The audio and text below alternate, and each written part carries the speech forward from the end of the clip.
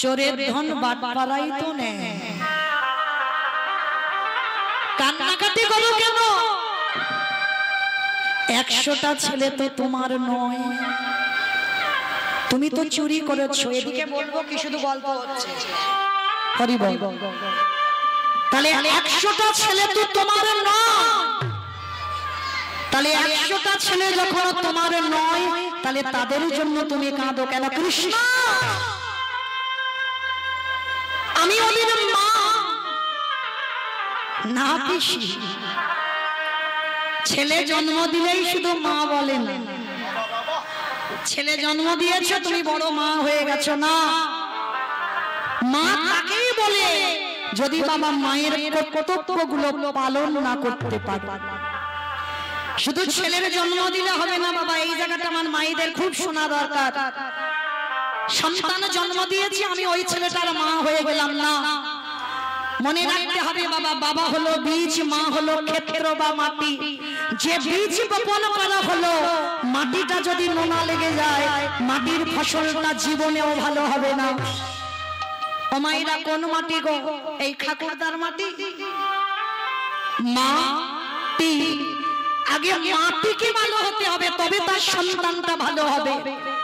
এই এখনকার সমাজে বলো তো মা, কেজি স্কুলে ছেলেদের পড়াচ্ছ কত করে বই, যে বই বাবা আমরাও এখন উচ্চারণ করতে পারবো না, এত কঠিন কঠিন একটা বাচ্চা মানুষের উপরে চাপিয়ে দিয়েছে।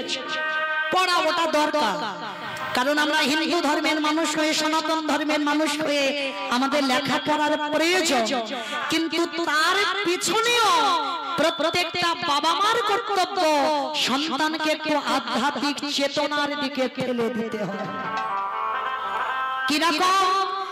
সন্তানকে এত এত বই পড়াচ্ছ, কিন্তু কই সারা দিনে 24 ঘন্টার মধ্যে ছেলেকে তো একটু করে গীতা পাঠ করাচ্ছ না?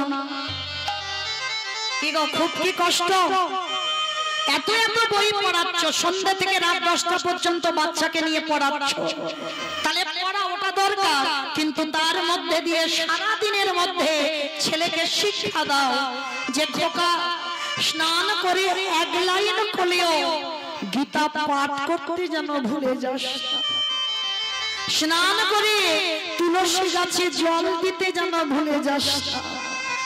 এই শিক্ষাগুলো কে দেবে? বাবা না? বাবা তো কর্মে থাকে, বাবা কেন দেবে? শিক্ষাগুলো মা দেবে। আমি দিয়েছি মা আমার ছেলেটাকে শিক্ষা, কারণ এখন আমার ছেলে আমার সঙ্গে আর কীর্তনে আসে না, কারণ পরীক্ষা হয়ে গেছে বলে ছুটি বলে 2 দিন এসেছি। কিন্তু আমার ছেলেকে ছোটবেলা থেকে শেখানো, স্নান করে তুলসী গাছে জল দিবি। এখন আর ওর কাছে আমি থাকি না, মানে প্রতিদিন কীর্তনে আমি বাইরে বাইরে থাকি, কিন্তু তথাপিও আমার ছেলে কোনোদিন তুলসী গাছে জল দিতে ভুলে না। প্রতিদিন স্নান করে এক পাতা হলেও গীতা পাঠ করতে কোনোদিন ভুলে যায় না। যত কর্ম থাক, যত কাজ থাক, এই দুটো জিনিস কোনোদিন ভুলে না। তাহলে শিক্ষা কে দেবে? মা। প্রত্যেকটা মাকে বলে যায়, সকালবেলা সন্তানকে তুলে ওদেরকে বলো সবার আগে এই ধরিত্রী মাকে যেন একবার প্রণাম করে। শুধু ছোট ছোট বাচ্চা নয় বাবা, প্রত্যেককে বলে যাচ্ছে সকালবেলা আমাদের প্রথম কর্ম একবার এই ধরিত্রী মা মানে মাটিটাকে একবার প্রণাম করতে হবে। কেন হবে? ভালো করে বিচার করে দেখেন তো বাবা, সকাল হলে আমরা এই মায়ের বুকের উপরে পা দুটো তুলে দিলাম, সকাল হলেই তুলে দিলাম। সকালবেলা কত মলমূত্র ত্যাগ করলাম, সকাল থেকে আমরা মাটি খনন করে বীজ রোপণ করে অঙ্কুরিত করে সেই ফসল আমরা খাচ্ছি। প্রতিদিন এই মাটির উপরে কত যানবাহন চলে যাচ্ছে, কত বাস, কত গাড়ি, কত ট্রেন, ট্রাম, সব এই মাটির উপরে দিয়ে যাচ্ছে। তাহলে বলো তো আমার ধরিত্রী মা কত কষ্ট ভোগ করে।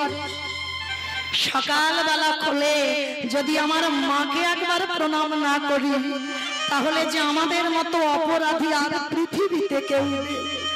কোন মন্ত্র না, একবার শুধু মাকে প্রণাম করে বলো, মা সকাল হলে তোমার বুকের উপরে পা দেব, তুমি সন্তান মনে করে আমায় ক্ষমা করে দিও।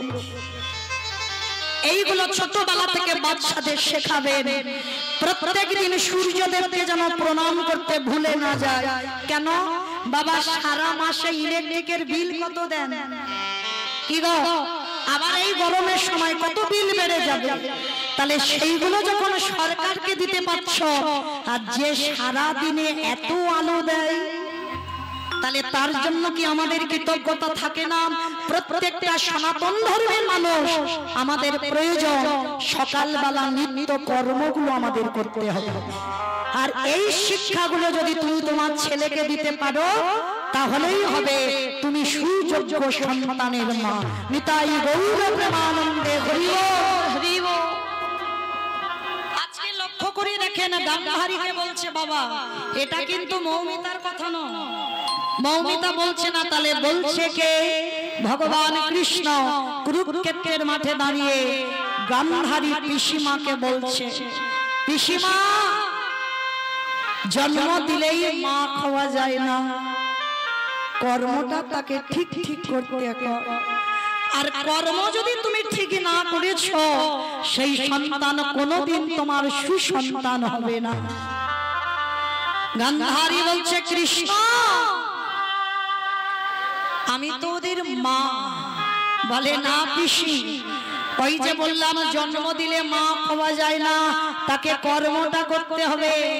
কৃষ্ণ, আমি কি এমন কর্ম খারাপ করেছি যার জন্য আমার 100টা ছেলে নিধন হয়ে গেল? পিসিমা, 100টা ছেলেকে তুমি চুরি করেছো, একবার মনে করে দেখো। কি বাবা ঠাকুর, আপনাদের মনে পড়ে 100টা ছেলে চুরি করেনি? সেই যেদিন বাবা কুন্তি মার ঘরে গিয়েছিল দুর্বাসা মুনি, আর দুর্বাসা মুনি গিয়ে বলেছিল, কুন্তি, আমি তোর বাড়িতে এসেছি, একটু পরমান্ন সেবা করতে চাই। মায়েরা, পরমান্ন মানে কি? পরমান্ন মানে পায়েস। আচ্ছা, ওই পরমান্ন সেবা করতে চাই।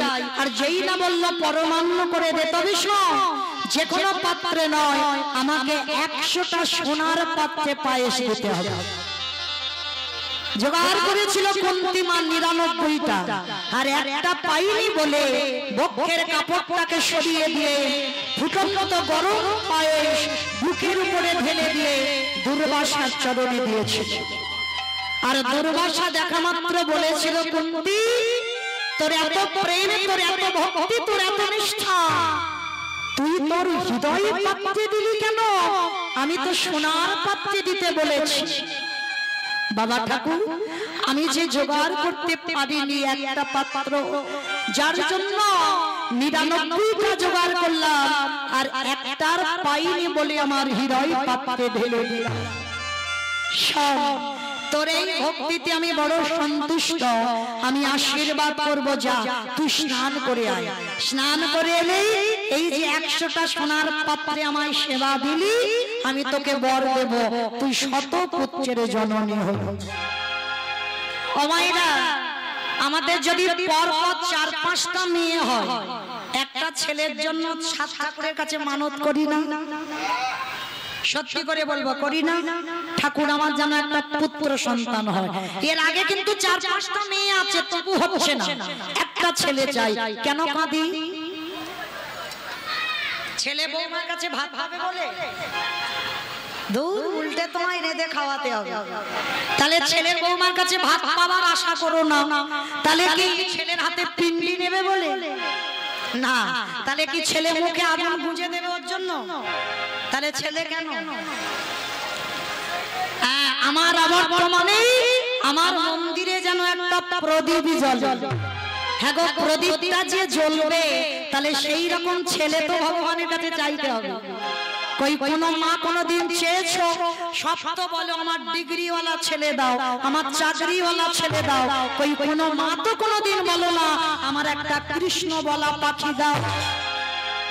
এখানে এতগুলো মা আছে, কেউ বলতে পারবে না হৃদয়ে হাত রেখে আমি ভগবানের কাছে বলি আমার একটা কৃষ্ণ বলা ছেলে দাও। কেন বলি না জানো? কৃষ্ণ বলা ছেলে চাইলে সে তো 2 দিন পরে মালা ঝোলা নিয়ে সংসার থেকে বেরিয়ে যাবে। তাহলে যেই কষ্ট তোমার সেই কষ্ট থাকবে। আর যদি চাকরিওয়ালা ছেলে পাও তাহলে অন্তত এই গরমে এসি ঘরে ঘুমাতে পারবে। তাহলে কোন মাটা না চায় বলো যে আমার চাকরিওয়ালা ছেলে দাও?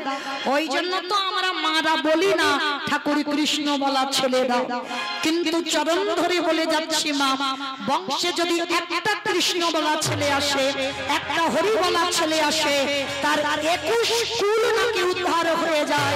নিতাই গৌর প্রেমানন্দে হরি বল, হরি বল, হরি বল।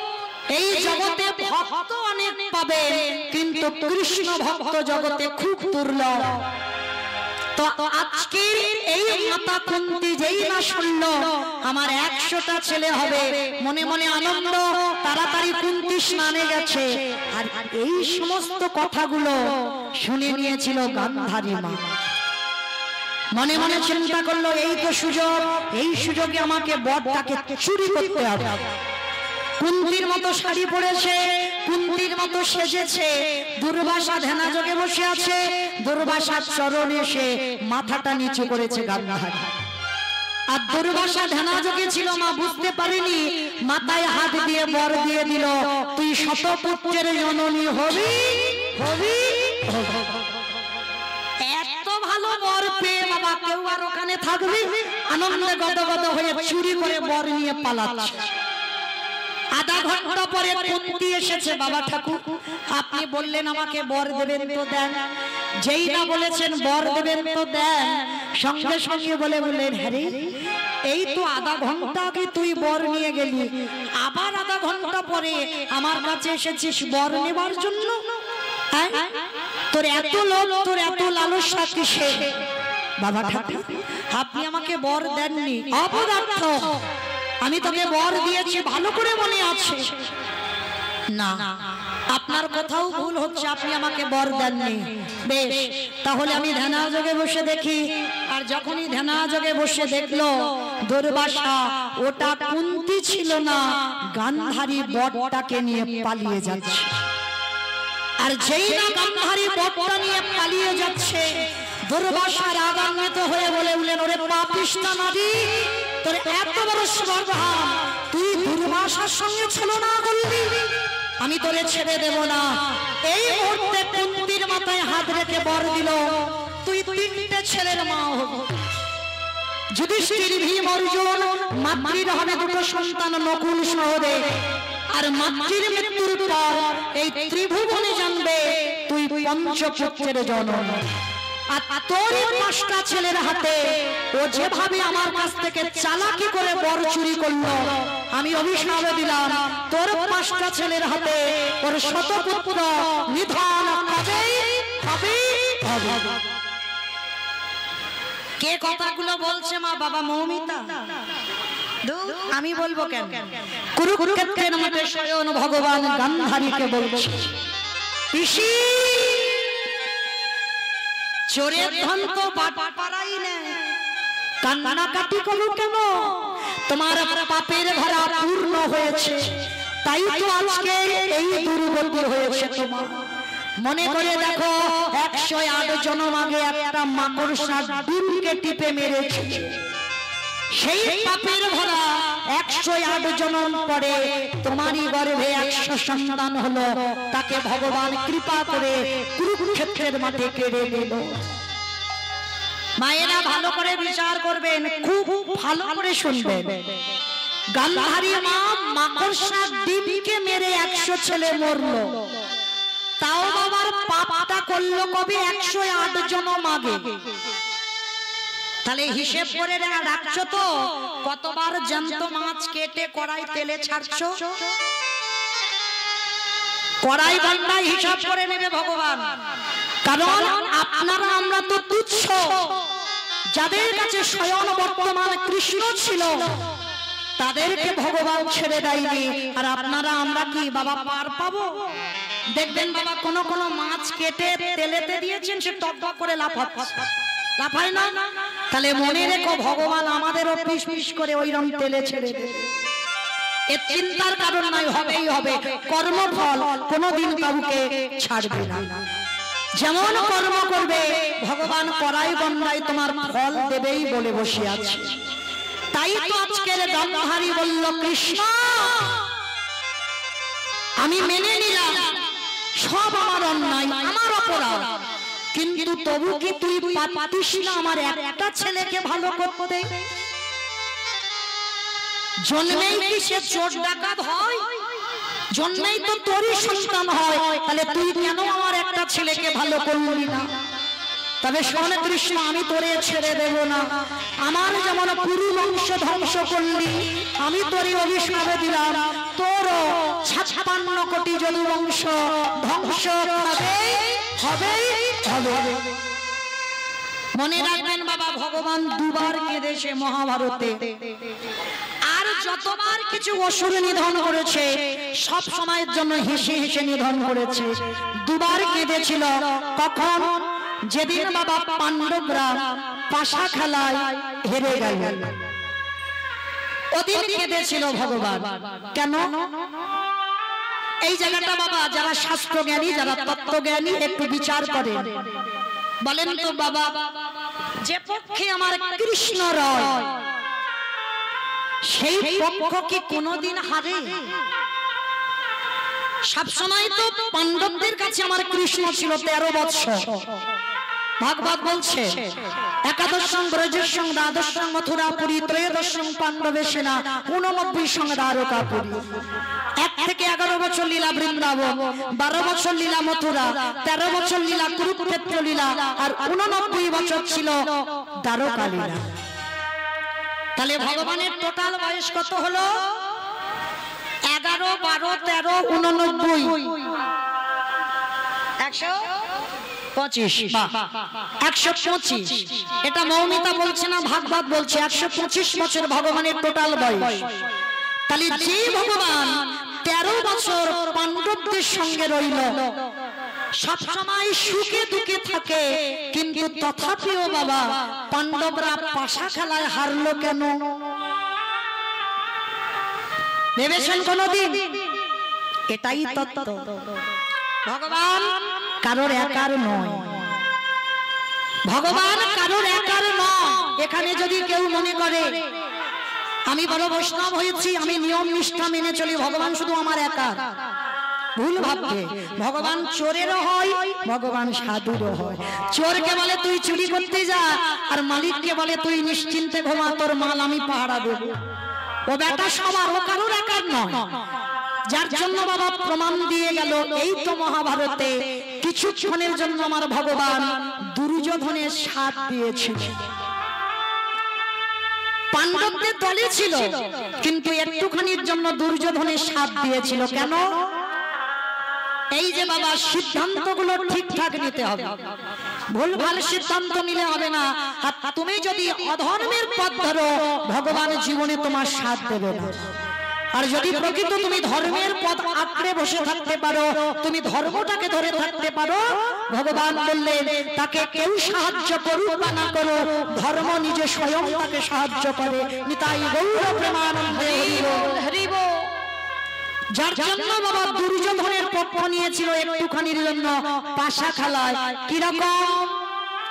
কারণ দুর্যোধন বাবা ভালো পাশা খেলা জানতো না, একদমই জানতো না। আর যার জন্য ওই দুর্যোধন শুকুনি মামার উপরে দায়িত্ব দিয়েছিল, আমার হয়ে আমার মামা পাশা খেলার ঘুঁটি ছাড়বে। আর একটুখানি সময়ের জন্য যুধিষ্ঠির মহারাজের একটু অহংকার এসেছিল। দুর্যোধন খেলতে জানেন, ওই জন্য মামাকে দিয়েছে। কিন্তু আমরা 5 ভাই তো পারদর্শী পাশা খেলা।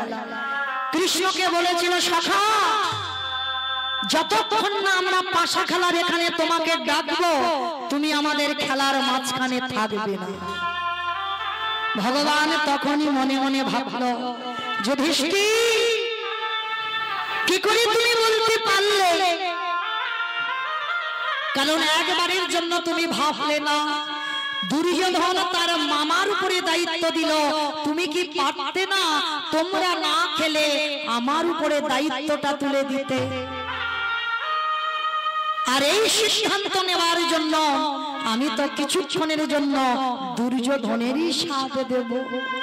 পাশা খেলায় পাণ্ডবরা হেরে গেল। বাবা প্রশ্নটা আপনারা করেন না, আমরা করি না, করেছিল কে? দ্বারকায় উদ্ধব আমার কৃষ্ণকে। কৃষ্ণ আমি মেনে নিলাম পাণ্ডবদের ভুল ছিল, কিন্তু তোমার সখী দ্রৌপদী কি ভুল করেছিল? একটা নারীর সম্মান ধুলোয় মিশে গেল, তারপরে তো তুমি তাকে কৃপা করেছিলে। তা নারীর যদি সম্মানটাই চলে গেল, তাকে কি সমাজ নারী বলবে? বলো, সখী কি দোষ করেছিল, কি ভুল করেছিল, যার জন্য তুমি দ্রৌপদীর এই রকম অপমানিত হতে দেখলে? ভগবান মুচকি হেসে বলল, শোনো উদ্ধব, যে ভুলটা পাণ্ডবরা করেছিল সেই ভুলটা দ্রৌপদীও করেছিল। দ্রৌপদী যেদিন পাশা খেলায় বাজি রেখেছিল দ্রৌপদীকে পাণ্ডবরা, যে হেরে গেলে দ্রৌপদীকে দিয়ে দেবে, তখন দ্রৌপদী ছিল রজস্বলায়, ঘরের মধ্যে বন্দী ছিল। আর যখনই হেরে গেল, দুঃশাসন ছুটে গিয়েছিল দ্রৌপদীর ঘরে, কিন্তু কোনদিন দ্রৌপদীকে ছুঁতেও পারত না। যদি একবার দ্রৌপদী আমার সখা কৃষ্ণকে স্মরণ করত, করেনি মা। যখনই দুঃশাসনে চুলের মুষ্টিটা ধরল, তখনও করল না। যখন কুরুসভার মাঝখানে দ্রৌপদীকে নামানো হলো, তখনও করল না স্মরণ। প্রথমেই তো দ্রৌপদী তার 5 স্বামীর কাছে সাহায্য চেয়েছিল। 5 জন বড় বড় বীর স্বামী মাথা নিচু করে দাঁড়িয়েছিল, কিছু করতে পারল না। তারপরে অষ্টগুরু দ্রোণাচার্যের কাছে সাহায্য চেয়েছিল, কিছু করতে পারল না। তারপরে পিতামহ ভীষ্মের কাছে সাহায্য চেয়েছিল। সবাই যখন মাথা নিচু করে দাঁড়িয়ে আছে, দ্রৌপদীর বক্ষের কাপড় ধরে টানছে, তখনই দ্রৌপদী বলেছিল, ও তার মানে তুমি চাও যে আমার নারী জাতির সম্মান চলে যাক? বেশ, তুমি যদি এটাই চাও, তাহলে আমিও দেখতে চাই তুমি কি করে দাঁড়িয়ে থাকতে পারো। আমি আর কারোর কাছে সাহায্য চাইব না। যখন দেখলো বাবা কেউ তো আমার নয়, কেউ তো আমার সাহায্য করছে না, তখন দ্রৌপদী বক্ষের কাপড়টাকে ধরে এক হাত দিয়ে ডেকেছিল, হে ব্রজেন্দ্র নন্দন কৃষ্ণ দেখা দাও। এলো না। হে দ্বারকাধিপতি কৃষ্ণ দেখা দাও। এলো না। হে গোলকপতি কৃষ্ণ দেখা দাও। এলো না। 3 বার হয়ে গেল, এলো না। এইবার দ্রৌপদী বলছে, ও এতবার ডাকছি তুমি শুনতে পাচ্ছ না? বেশ, দেখো এবার আমি কি করি। তুমি তো চাও আমার সম্মান চলে যায়, যা। এইবার দ্রৌপদী বস্ত্রটা ছেড়ে দিয়ে দুটো বাহু উত্তোলন করে রেখেছিল, হে প্রাণপতি দেখা দাও। প্রাণপতি দেখা দাও।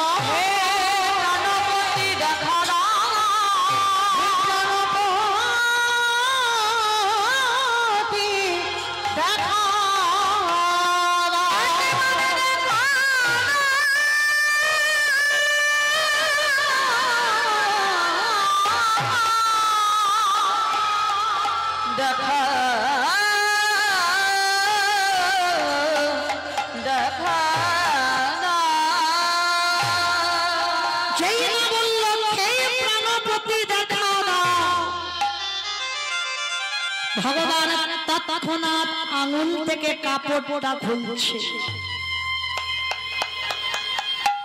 কি বাবা মনে পড়ছে সেই দিনের কথা? শিশুপাল বধ হলো, মস্তকটা ছেদন করেছিল, সবার মাঝখানে কৃষ্ণ আঙুলে চক্রটা ধরেছিল। আঙুলটা কেটে গিয়ে রক্ত ঝরে ঝরে মাটিতে পড়ছে। দ্রৌপদী থাকতে পারল না। কৃষ্ণ তো প্রাণ, একটা নারী জাতির সম্মানের চিন্তা করল না। সবাই তাকিয়েছিল শিশুপালের মাথার দিকে, আর দ্রৌপদী ছুটে গিয়ে সবার মাঝখানে 5 জন স্বামী দাঁড়িয়ে আছে। সবার মাঝখান থেকে ছুটে গিয়ে নিজের বস্ত্রটা ছিঁড়ে দিয়ে কৃষ্ণের আঙুলে বেঁধে দিয়েছিল। ভগবান দ্রৌপদীর পানে চেয়েছিল, সখী এত বীর, এত রথী, এত মানুষ দাঁড়িয়েছিল, কেউ আমার হাতের রক্ত দেখতে পেল না, তুমি দেখতে পেলে। সখী যদি কোনোদিন প্রয়োজন হয় একবার তুমি আমাকে সখা বলে স্মরণ করো। পৃথিবীর যেখানে থাকি না কেন আমি তৎক্ষণাৎ তোমার কাছে গিয়ে তোমার বসন ফিরিয়ে দেব। যত প্রয়োজন হবে তুমি আমার কাছে চেও। আজকের ভগবানের মনে পড়ে গেল সেই দিনের কথা। দুঃশাসনের বস্ত্র টানা যেখান থেকে দ্রৌপদীর বস্ত্র শেষ, ভগবান সেই বস্ত্রটা দ্রৌপদীর বস্ত্রের সঙ্গে জুড়ে দিয়েছে। টানতে টানতে ক্লান্ত হয়ে গেল দুঃশাসন। দুর্যোধনের একটা ভাই ছিল বিকর্ণ। বিকর্ণ বলেছিল, ভাই বন্ধ কর, দ্রৌপদীকে রক্ষা করবার মালিক এসে গেছে, পারবি না, আর কোনো মতেই পারবি না দ্রৌপদীর সম্মান ধুলোয় মেশাতে। তাকিয়ে দেখছে কৃষ্ণের আঙুল থেকে কাপড় আসছে দ্রৌপদীর অঙ্গে। দ্রৌপদী করজোর করে বলেছিল, সখা আমি তো তোমায় তিন বারে ডাকলাম, কই আমার ডাকে তো সাড়া দিলে না। ভগবান মজা করে বলল, আচ্ছা সখী তুমি প্রথমে আমায় কি বলেছো? বলে, কেন? প্রথমে বলেছি ব্রজেন্দ্র নন্দন কৃষ্ণ দেখা দাও। কোথায় হস্তিনাপুর আর কোথায় বৃন্দাবন, আসতে টাইম লাগবে না। তারপরে কি বলেছো? হে দ্বারকাধিপতি কৃষ্ণ দেখা দাও। কোথায় হস্তিনাপুর আর কোথায় দ্বারকা, 3 দিনের পথ, আসতে টাইম লাগবে না। তারপরে কি বলেছো? হে গোলকপতি কৃষ্ণ দেখা দাও। কোথায় হস্তিনাপুর আর কোথায় গোলক, আসতে টাইম লাগবে না। ও তাহলে 3 বারের ডাকে এলে না, 4 বারের ডাকে কেন এলে? বলে, সখী 4 বারে তুমি কি বলেছো বলো তো? বলে, কেন 4 বারে আমি বললাম, হে প্রাণপতি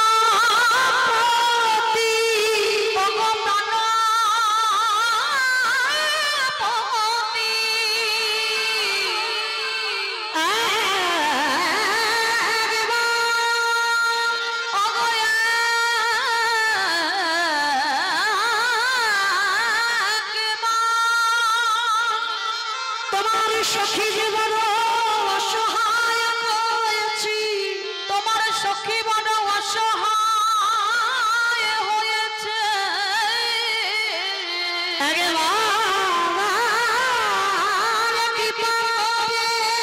একেবারে কৃপা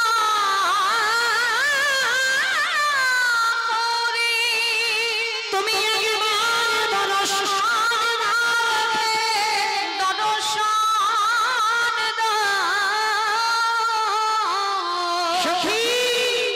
এই জগতে যে একবার হা কৃষ্ণ প্রাণ গোবিন্দ বলে, আমি পৃথিবীর যে প্রান্তে থাকি না কেন, আমি ভগবানের